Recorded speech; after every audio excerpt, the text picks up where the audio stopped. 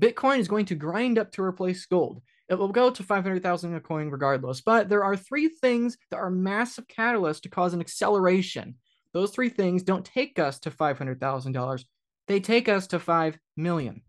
Okay, let's go to the other part of the quote. A spot ETF where someone can go ahead and buy 100 million in Bitcoin, buy an ETF security. I think that's one. Two, your bank will custody it for you and lend against it. And three is I can mark it up or mark it down based on balance sheet fair value accounting. Okay, that third one there is the FASB. The ETF there is the first one he mentioned, and the other one, of course, is the banks.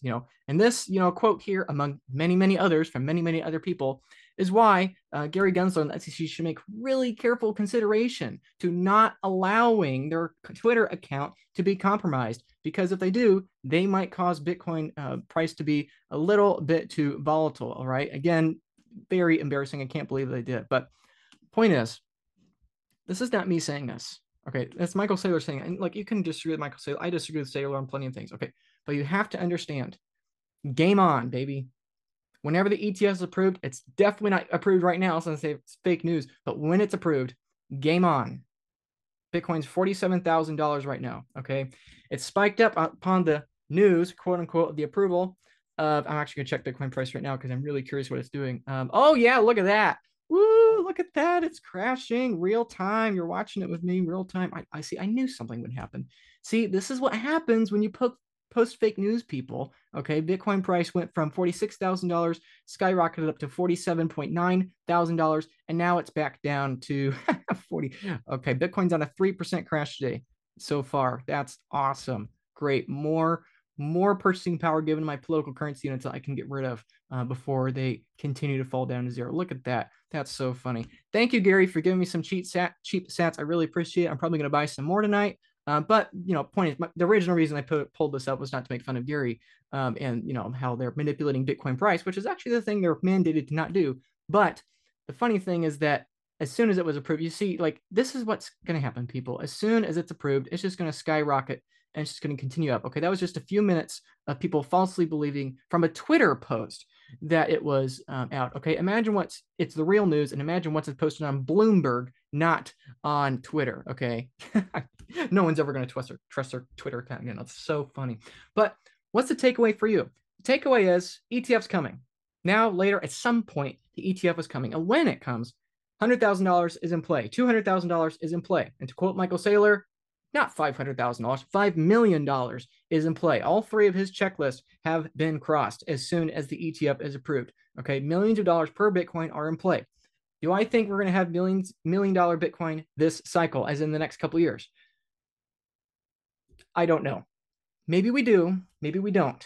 Okay, it's entirely possible the ETF creates a lot of paper Bitcoin, siphons demand away, in which case ETFs will implode. Bitcoin price will eventually skyrocket, but that might mean for a couple of years Bitcoin price is suppressed. Okay, these banks have been doing this with gold and silver for decades. They've paid hundreds of millions of dollars in fines to the SEC and other commissions for their fraud, essentially, in these ETFs. And the same thing potentially could happen with Bitcoin. The difference, obviously, is that gold cycles could easily be 40 or 80 years. Bitcoin cycles are roughly 3 to 4 years. So point is, whenever manipulation could suppress Bitcoin price, is probably going to be short-lived. And when that price suppression occurs, you should definitely not hold these underlying ETFs. Instead, you should hold the underlying asset. Okay. I've gotten in a lot of Twitter battles recently trying to warn people to not buy the ETF. Okay. And again, I'm going to make this message very clear. Please do not buy the Bitcoin ETF unless you are in some really strange, rare circumstance that I don't even know really what the reasoning would be. But you have to keep in mind, I was here warning people about FTX. Okay. People told me, Luke, you're crazy. Luke, you're paranoid. Luke, shut up. That's a lot of FUD. Stop. You're part of the problem. Bitcoin Maxi, shut up. I was right. Sorry. I like to be cheerful and constructive, but it's hard to be cheerful and constructive when I was vindicated on something that was so devastating to people. Okay, again, let us reframe this. FTX was the most regulated exchange, like, in America. Okay, it was the closest with the SEC and Gary Gensler. Why? Because SBF was donating a lot of money to these politicians. There was a lot of corruption. Okay, this was an article that came out the day after FTX began imploding. How FTX bought its way to become the world's quote unquote most regulated crypto exchange. Okay, this is an article from Reuters. This is not me telling you. Okay, that's how the world was. It's easy for us to forget how naive the world was just a couple years ago, but it was. I know so many people that lost so much money in the FTX collapse, and I tried to warn them. Get your coins off the exchange. This is a really bad exchange. It's really sketchy. A lot of weird stuff. Oh, but look, it's regulated. It's regulated. It's safe. It's all fine. You should be cheerful and constructive. I try to be cheerful and constructive, and I think I do a pretty good job. But sometimes you gotta be. What you want to hear is not the same as what you need to hear. Do not hold your Bitcoin on exchanges. Do not hold your Bitcoin in an ETF. The vast majority of the ETFs are custodied with Coinbase. Do not hold your Bitcoin on Coinbase. Do not hold your Bitcoin on Binance. Do not hold it on PayPal. Do not hold it on Venmo. Do not hold your Bitcoin on these exchanges. Bitcoin is a bearer asset that has massive volatility, skyrocketing 200, 300% in a given year, and then crashing 30, 50, or 70% in a given year. You do not want an asset with that volatility custodied by people that can't manage their Twitter account. Like, you don't trust Gary Gensler with his Twitter account. You don't trust the information these people give you. So why do you trust them with your life savings? It's that simple, people. Oh, but they're regulated. Oh, they have incentives. Oh, they would never do that. Please, I'm telling you, people, this is exactly how this is going to happen.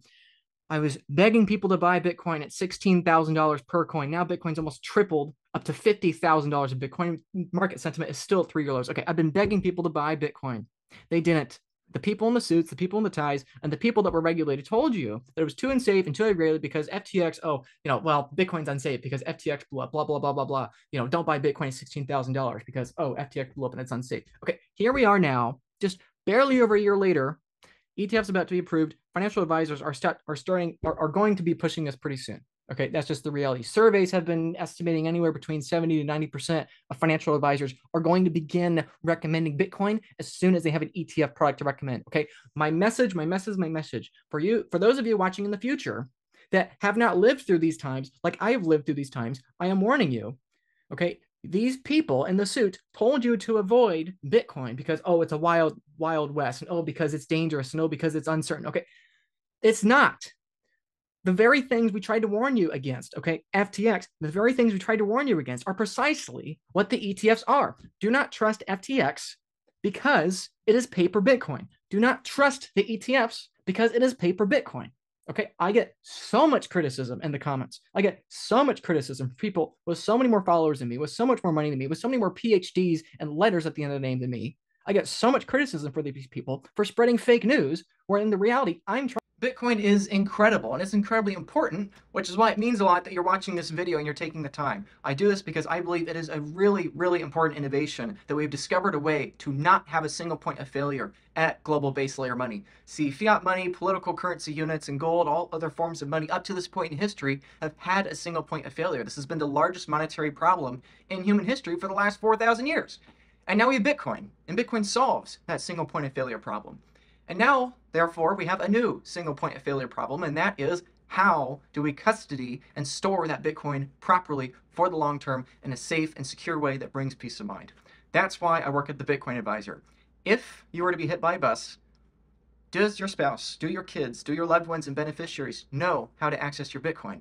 Do you have a proper self-custody storage method to where there is no single point of failure? Not from yourself, not from your seed device, not from where your seed phrase is stored. Have you considered these questions? Have you gotten your UTXOs managed? Do you have jurisdictional arbitrage? Have you considered all the trust, taxes, and estate planning requirements that are associated with becoming a high net worth person? Because if you are buying Bitcoin right now, you are going to become a high net worth person. Are you prepared for the amount of Bitcoin you have to skyrocket in value 2x, 5x, 10x, or 100x eventually? That's the time horizon you should have.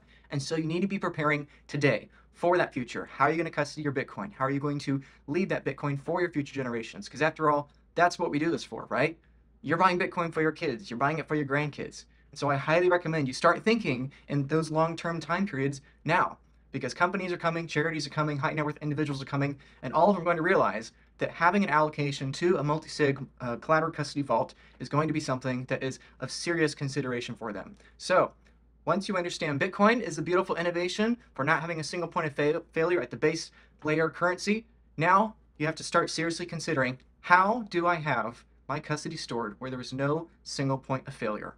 Okay, if you want to learn more about that, please click the link in the description. I have dozens of pages of free educational content for you and videos. I'm happy to help in that free way. And then if you want individual help, I'm also happy to help you join the Bitcoin Advisor, where you can be an ongoing client. You can become one of my clients, and I'd be happy to help you in the years to come to make sure your Bitcoin's protected, to where no matter what, no matter if thieves or scammers or spammers or yourself or your family or whoever, no matter whether it's due to theft or loss, misallocation, misplacement, or just other mistakes, I'm happy to help you and be that voice of reason in the coming years ahead. So click the link in the description. I'd be happy to help. Check it out. Thanks.